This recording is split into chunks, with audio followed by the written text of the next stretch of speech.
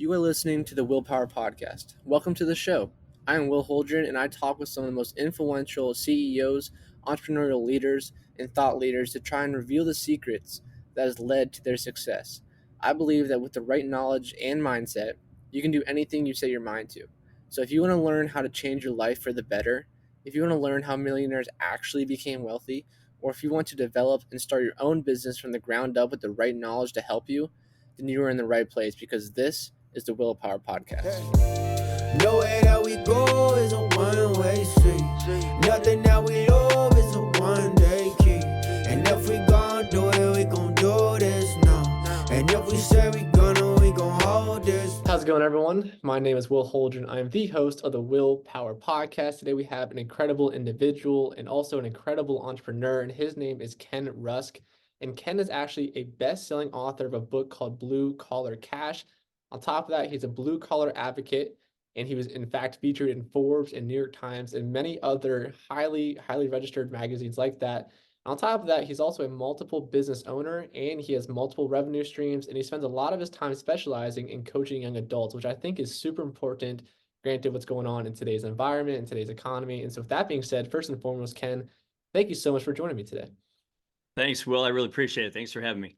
Yeah, my pleasure. And so I'm going to start my podcast off by asking you a question I pretty much ask all of my guests, but that question is, why do you spend your time? I know how busy you are going on podcasts like these and really trying to share your story for those that want to listen to it. Well, as you become more experienced in business and hopefully more successful in business, there's a lot of times in your career where you go, man, I wish I'd have known that, or man, I wish somebody would have told me that. And sometimes those lessons are easy to learn and they don't cost you any money and they're not expensive lessons at all. And other times they could be, or you could be missing out on some, nugget of knowledge that you wish you had that would have either cut your learning curve way down or would have made your company more efficient or more profitable or more successful, whatever. So when you get to that point and you say to yourself, okay, I've done some really cool things in my life and I've been very successful and I'm very blessed and I'm very grateful for that. And I think we all have to be grateful for everything that we have. So I think you turn around at some point and you say, how can I shorten the learning curve for all those people that are following behind me to help them live better lives? And I really believe that it's incumbent upon all of us. The old saying goes, to whom much is given, much is expected, right? Yeah. And so I think it's important for all of us to turn around and say, how can I help the next guy or the next gal fire up their company and take it to levels they've never dreamed of? Yeah, and that's so important. And what I love about you too is that you really focus on young adults, right, and helping them get off the right foot in their own journey of life, and their own journey of business, which is so important today. Like you said, finding that mentorship really can just elevate someone's game. And so I want to jump right into it. You mentioned your book is called Blue Collar Cash. You're obviously a blue collar advocate. And so a lot of your premise, right, is that you don't need a college degree to become successful, right? Especially in today's world, there's so many other avenues you can go down to become successful, to not start off life with a ton of debt, even going through college. But, in your own experience, why is that your niche? Why is that kind of where you're focusing your attention? And what are you trying to get of, helping people early on in that stage of life? Well, that's a great question. First off, you've never needed a college degree to be successful. I mean, if you look at the back of my book, you're going to see some of the most amazing people that you've ever heard of who don't have college degrees. People like Bill Gates, for example. Okay. There are amazing human beings out there that have changed the world who some of them never even finished high school. And the point is, what they had in common is they all use the visual side of their brain, which is something that people just don't teach in high school. They don't teach it. I mean, I don't know if they don't want to teach it or if they don't know how to teach it. Yeah. But these are all people that had grand visions. And that's what I've done my whole life. So, I mean, when you think about using the visual side of your brain, it's free, it requires no training. And yeah, I mean, you could just jump in, start using it and have things come into your life that you focus on. The thing about college is this. So when I was in high school, there was a thing called shop class. And people accidentally discovered, walking down the hallway, wow, how cool it is to build a table out of wood or how cool it is to change a transmission on a Mustang. Maybe I might do that for a living, and then all of a sudden I might have a whole shop to myself, and then I might have 10 employees, and then I might have 50 shops around the country. All those people started the same way, by getting their hands dirty, right? Yeah. So what happens is they kicked shop class out of high school for reasons that nobody can explain to this day. And they filled those rooms with computers. Well, that's fine. But why did we have to have one or the other? I mean, why couldn't we have had both of those things, right? Right. Especially since computers are used so much in blue collar jobs today. So what happens is you eliminated that accidental discovery of millions of kids into a blue collar trade or career. And then what happens is you got kids now, instead of running around the backyard, building a tree fort or fixing a bicycle or raking some mulch in a garden bed or whatever, Yeah. they're playing with these cell phones and they're creating, whole cities on Minecraft. Well, that is not the same experience, Will. It is not. I get it. And Yeah. I don't care how good your city is. It's not the same experience of going out and learning some of these tools. So that was the second strike. The third strike, in what I call the perfect storm, is colleges, they're really good at taking your money and not giving one red care about you after college is over. Yeah. I mean, they're looking for the next student.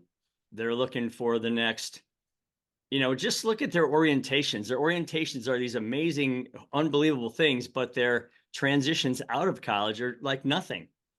And so it's crazy to me, because they're now to the point where they're shaming students, they're shaming teachers, and they're shaming parents into, if you don't come through us, your kid's going to be a loser. That is such a lie. It's never been true. It certainly isn't true now. Yeah. Because to this day, half the country still works with their hands. I mean, 50% of the country does something with these two things. I'm pointing to my hands now. And so, because of the fact that they've been successful at making you think if you don't go to college, you're going to be a nobody, we have a supply and demand problem now. And that's a great thing for those who are willing to take that risk, because, man, if you want to be a carpenter, a plumber, electrician, or a welder right now, you can write your own ticket. Okay. 6 figures is real close by. And that's the real secret to why I'm doing this. Yeah. That's a great take. And I think you said a lot of really important things I kind of want to touch back up on. So the first thing was, obviously, like you mentioned, colleges are really shaming kids, where if you don't go to college, it's really a feeling in the mind like, man, I won't be successful. And more on top of that, I'm going to be looked down upon by my peers and my parents' peers. And me personally, I think I'm a younger person as well, so I can definitely see that revelation happen with a lot of kids. And maybe a blue collar job isn't for everyone, but college also is not for everyone, right? I think that's a lot of people being forced into college without really knowing what they want to do. And like you're talking about, the orientation looks great, and outside of that, you just get a lot of debt, and you're still not really happy with what career path you want to go down. So I'm kind of curious, how do you open up people's minds and help them use that visual side of the mind? It even talks to the parents, because it's tough having that conversation with your parent if they also want to push you to go to college, right? But how do you convey that message to that kid to say, listen, you're not going to be looked down upon, right? If you don't go to college, it doesn't matter what your parents' peers think about you if you're not an engineer or you're not a doctor, right? How do you convey those conversations with kids? Well, first off, let's give college their report card, okay? They all love to see your ACT scores, right? And your SAT scores. Yeah. And they love to grade you, so let's grade them, okay? Here's the facts. 40% of kids go into college with absolutely no idea why they're going there. Inefficiency number one. Yeah. Very expensive inefficiency. The next inefficiency is 25% of those kids, once they settle on a degree, end up changing that degree in the first 2 years. Yep. Horrible efficiency number two. Number three, and this is the worst one, colleges will never tell you this. Only 35% of college degrees are ever used ever in your lifetime. So imagine that report card. It is a D+, C- at best, okay? And colleges don't care. Yep. I mean, again, I'm not anti-college, because if you're going to operate on my shoulders so I can get back out on the golf course, I want you as a surgeon to know everything there is with a knife before you come at me with it. Trust me. Right. Or if you're going to manage my money, or if you're going to teach me something, or if you're going to build a building or engineer something, you got to go. You got to learn the specific task for which you're learning that education, right? So you'll get that specific job when it's waiting for you when you're done with that school. It's doctors, med school, doctor, right? It's a path, specific. But if 2/3 of degrees, very expensive degrees, by the way, are never used, how good is that college? I mean, think about it. So they don't necessarily have any skin in the game as to what you get for your money. They'll let you learn English translation in Bosnia, okay? Which, how are you going to use that degree, okay? They'll let you learn, like, Right. study the poets, okay, from the 15th century. Okay, great. But how are you ever going to use that, right? Yeah. To make a living. So yeah, the first thing you have to do is you have to tell parents and students a college that the colleges have a terrible report card. Okay. Second thing you have to tell them is 50% of the country does something with their hands, and therefore 50% of the country should never go to college. Or Right. or the roads won't work, the bridges won't work, the streetlights won't work, your sewers won't. I mean, all the things that you rely upon when you go to a big box hardware store. Yeah. None of that stuff will be there. Okay. Yep. So if you think about the relationship of that, and then the other thing is this: I wrote an open letter to all parents. It's on my website at kenrusk.com. And one of the things that I said was, I get it. You birthed your child, you fed your child, you clothed your child, you raised your child, you taught them what you could teach them. And now you think that the only way that you can be called a successful parent is if that kid has a degree on their wall. Never been true in the history of this world. So, Yeah. what I would say is, I would rather have you focus as a parent on, can my kids solve problems? Can my son or daughter manage money? Can my son or daughter use the visual side of their brain to figure out how to change a hope, a wish, or a dream and make it a reality, like a path to that? Can my son or daughter look back at me and say, you know what? I have a vision for my future. And now that I have that, I'm going to pick one of the 100 different ways there are to get after that vision. Because I'll let you know a little secret. I've been very successful. And again, I'm very blessed and I'm very grateful. Was I lucky? Yeah, but the harder I worked, the luckier I got. But nobody ever rolled up into my driveway and saw what I've accomplished, okay, and saw what I've done or how I live and said, wow, dude, what degree do you have? That's never happened. They ask me, well, hey, how did you grind this life out? I'm happy to tell them that story. Right. But it's not a mutually exclusive thing or inclusive thing that degree equals success, because that just isn't true. Yeah, it's definitely not true. And I've interviewed a lot of people on my podcast as well, and majority of them also don't have a college degree. And they're successful entrepreneurs in their own realm, no matter what that is. But a lot of them dropped out of college or just didn't go altogether. So it's a pretty interesting statistic. And so I want to jump to your story here a little bit. So what has been your background, growing up blue collar, and when did you eventually make that transition to being your own business owner and eventually becoming, a coach for younger people? So when I was 15, I had already, by the time I was 15, I already had about 4 or 5 part-time jobs: bakery, bowling alley, paper route, all that stuff. And I did because my father had 5 boys in a very small house. My mother and father, he was a Marine, and he could provide for what he could provide for. I mean, he kept the roof over our heads, kept us fed, which was hard to do on $14,000 a year. And yeah, we made it through. But if we wanted something beyond what he could provide, we had to go get it. Like, maybe we found an old baseball bat, but if I wanted one of those new aluminum bats, I had to go find the $30 I needed to buy that thing, right? So I went out and got jobs in order to make that happen. So when I was 15, I thought, it's time I get a real full-time job. And what I did was, my high school shared a fence with an industrial park. And there was a hole in that fence that we would cut through after school so we could go to the carryout and just hang out.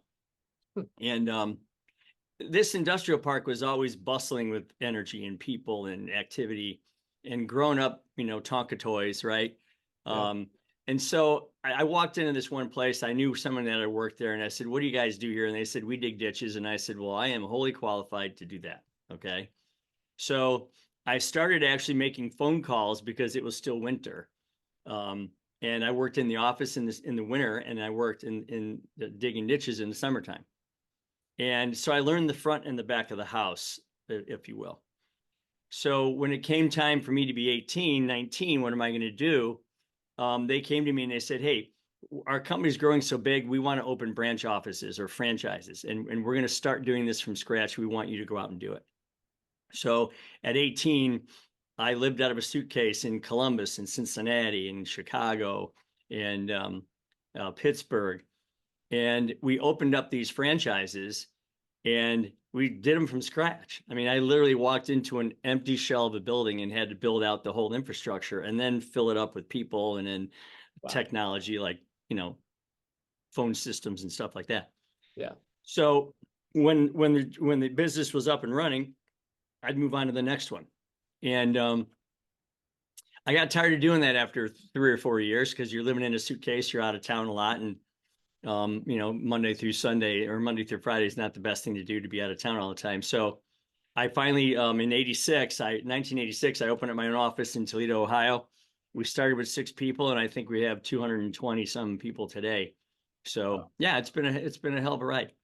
That's fantastic. And I love that come up, right? And one of the things I want to touch on is that at 18 years old, right, you were the one going out there living out a suitcase, right? And you were doing that for a long period of time. I think today, especially younger adults, they have their whole perception skewed, right? They're thinking that when I turn 21, early 20s, whatever it is, I'm going to have fun, enjoy life as much as I possibly can, right? And really, it doesn't happen that way. You can really set yourself up backwards.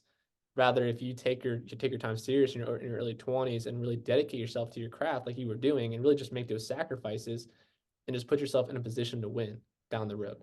And so I think that's such an important lesson to note in your story. Yeah, again, if you can get somebody, and this is important for people that want to start their own business, you start your own company, and you surround yourself with people, and your first goal is to do nothing. And what I mean by that is, your first goal is to position yourself so you can float above the company and look back down and see what needs, adjusted, fixed, driven, moved, motivated, changed or whatever. Yeah. And so you try to surround yourself with entrepreneurial people, not entrepreneurial people, because some people, like, if I'm the entrepreneur, I have to go borrow money to buy 42 dump trucks, which is what I've done. But there are people that want to feel like they own the company, but they don't want to take all that risk, but they enjoy what they do. So you surround yourself with those kind of people who are running their own divisions within your company and benefiting from that, right? So we call them entrepreneurial people. And the great part about that is anybody can be that person. Okay, anybody can be that person. We all possess the characteristics that you need. Like in my book, I talk about it.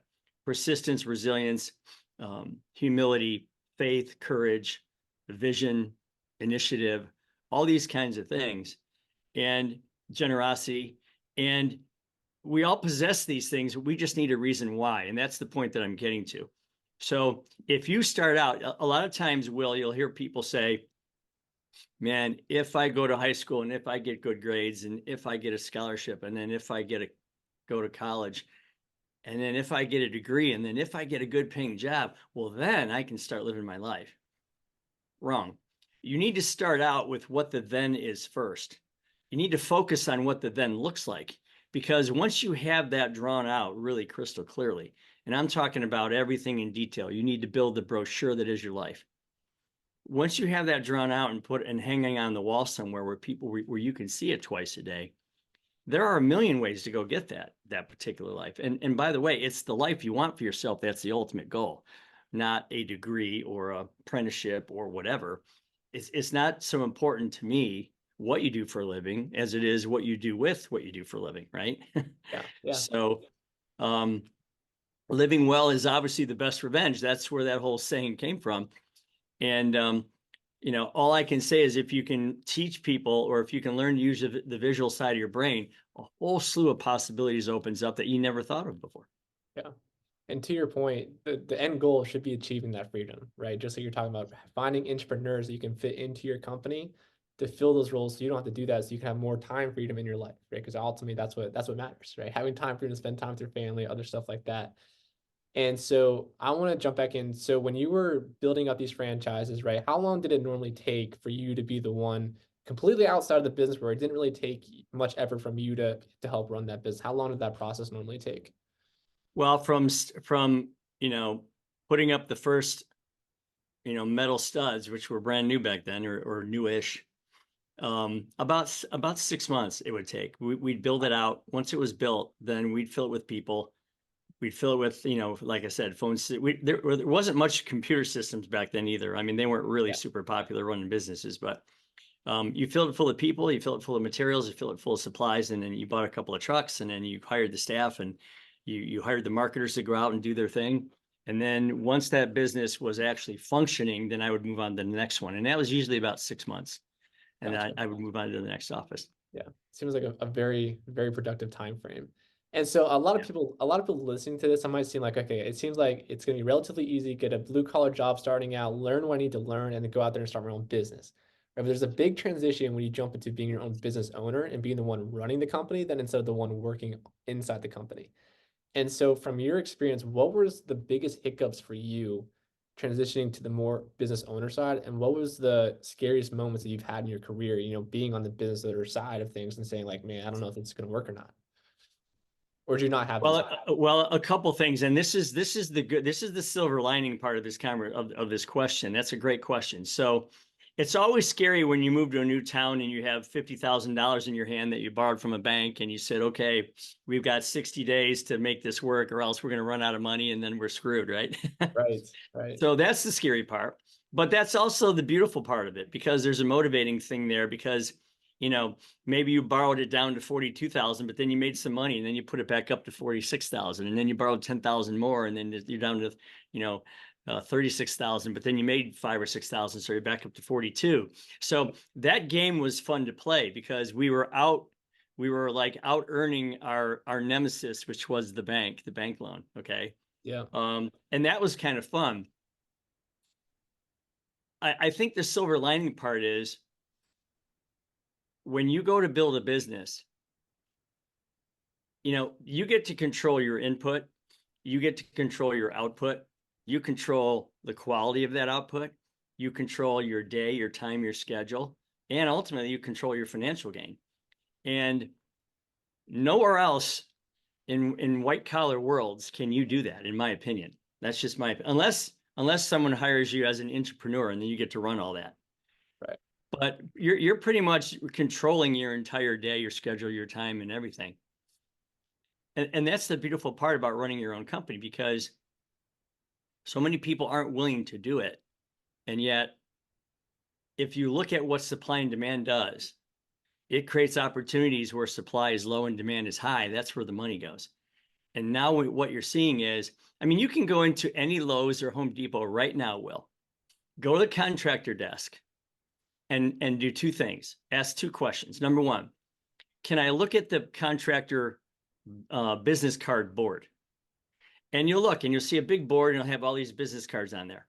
You'll notice there might be a lot of painters, but there's no welders. There's a lot of electricians, but there's no carpenters. There's a lot of this, but not that. So you just look for what's missing on the board. It's as simple as that. And that wasn't around when I was a kid. I didn't have that opportunity. I didn't have the internet. I couldn't Google search carpenters in Delaware. I mean, I couldn't do it. So if you go to the contractor desk, and by the way, Lowe's and Home Depots, those weren't even around back then. So if you go to the contractor desk and talk to the guys there, you would say, hey guys, what's missing in this town? Like what are people not doing that you need? And they'll say, oh man, we could use a lot more of X, or we could use a lot more of Y.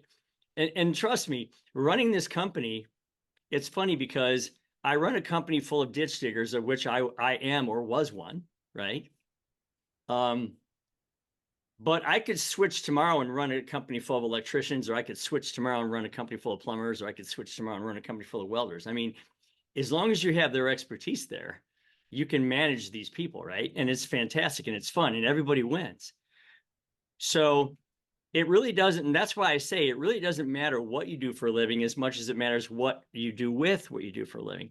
So it's never been easier to own your own company, okay?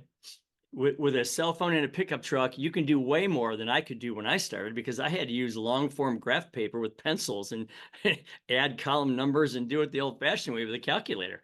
And that's just how it was. And we didn't know any better, right? But now you can run payroll, accounts receivable, accounts payable. You can run your accounting. You can do everything out of these cell phone apps right from your pickup truck. So the barrier to entry has never been lower, and the demand has never been higher.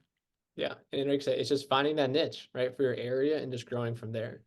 And so how are you able to find your expertise, right, of running these major companies with no business college degree, right? So I love touching on that. So how is that just from experience, or did you have mentors in your life as well that helped you out, or how did you gain that knowledge in the area? Because it's not easy to learn, wear all these hats as a business owner, right? So how were you able to comprehend that stuff?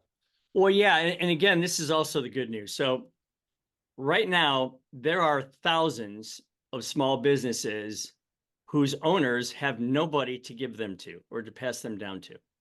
It's crazy. There's probably 6 or 7 businesses that I know in Toledo right now that I know about, friends of mine, stonemason, floor tile guy, carpenter guy, a guy that builds outdoor kitchens,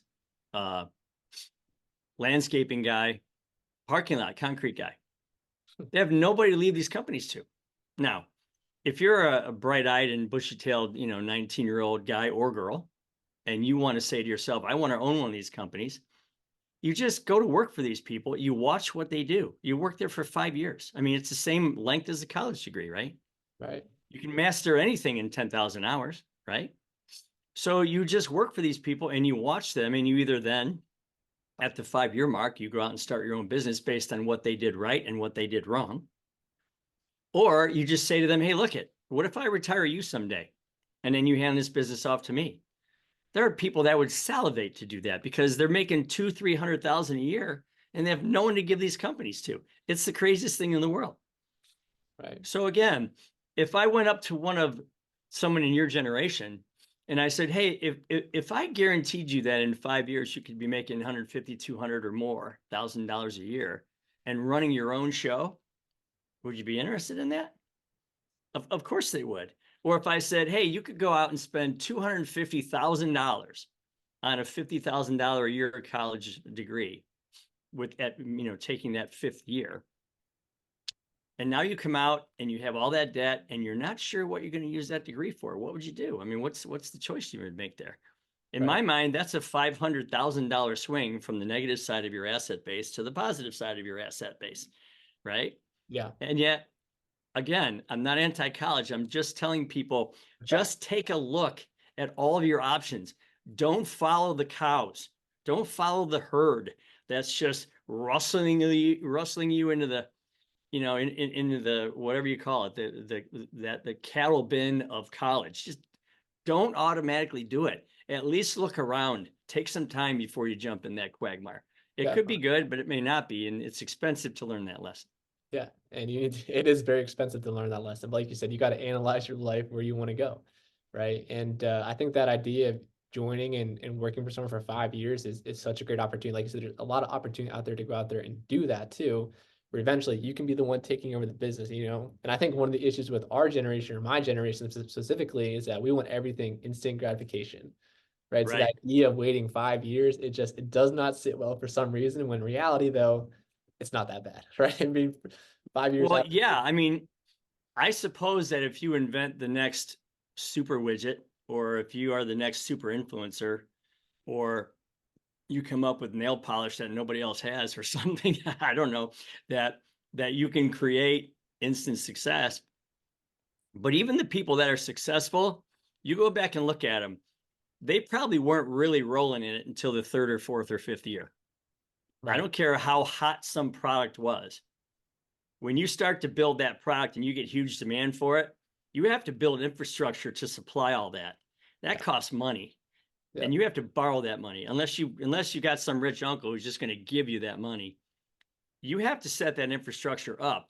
And then, and only then, after 4 or 5 years, is it worth it? I mean, if you think about it, even the biggest companies in the world, Uber, Facebook, a lot of these, Twitter, all these companies, they weren't profitable for a very long time. Yeah. Okay. And their CEOs were worth paper money. Yeah. But they couldn't sell that. They couldn't go out and just sell it. So you have to be careful about the get rich quick thing, because it's a double-edged sword. Now, on the other side of the scale, slow, consistent, but, dependable, predictable growth, I'll take that all day long, because in that case, my backstop isn't too far.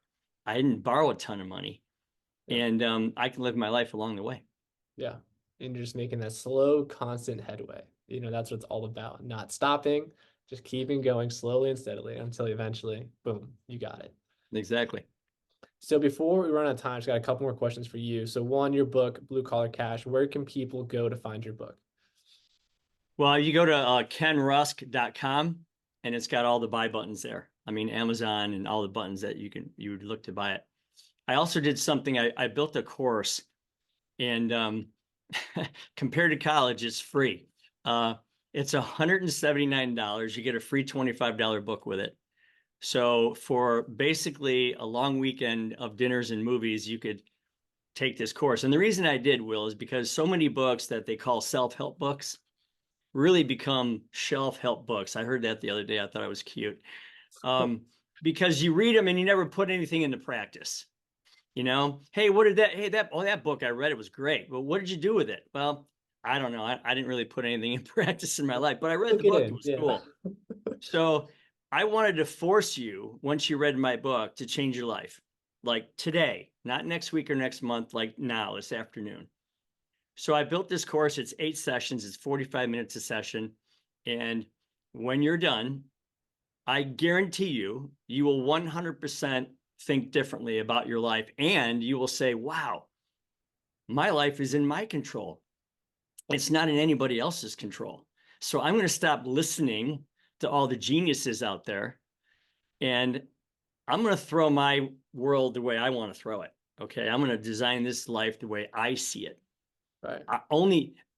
Me and only me knows what my favorite color is, my favorite car is, my favorite pet is, my favorite house might be, my favorite vacation might look like, my favorite charity might look like, or my hobbies, my sports, whatever. Why am I allowing other people to influence that? So that's what this does. It teaches you how to use the free side of your brain to vision your future.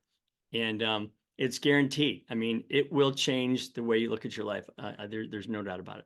That's awesome. And that's on the website as well. Very cool. So kenrusk.com to find the course and the book. Also, you mentioned the book will also be on Amazon. So before we hop off, is there anything else that you'd like to say? And if people want to reach out to you, how can they go about doing that and getting in contact with you? Well, obviously you can catch me at kenrusk.com, send me a message there. I'm on all the socials, but I actually push people through the website, and then they can get to the socials. I mean, it's at Ken Rusk Official. You can see what I'm doing and talking about there as well. But all I would say is that for all the young people out there, you may not have been given the best advice so far in your life. You might have been given some advice that was either biased or tainted or just flat out wrong. So just take a second, look back on what's happening, on what has happened, see who's the one who benefits from all the advice you've gotten so far. Right. Be wary of that. And then start to plan, design, and draw the life that you see you want for how you want it for yourself, because only you know that. And then again, there's a million ways to go do it. And that's what this book teaches you. I hope you pick it up and read it. So I'd love to hear your feedback on that. Awesome. All right, guys, there you have it. Ken Rusk, thank you so much for joining me today. You're welcome. Nowhere that we go is a one-way street. Nothing that we know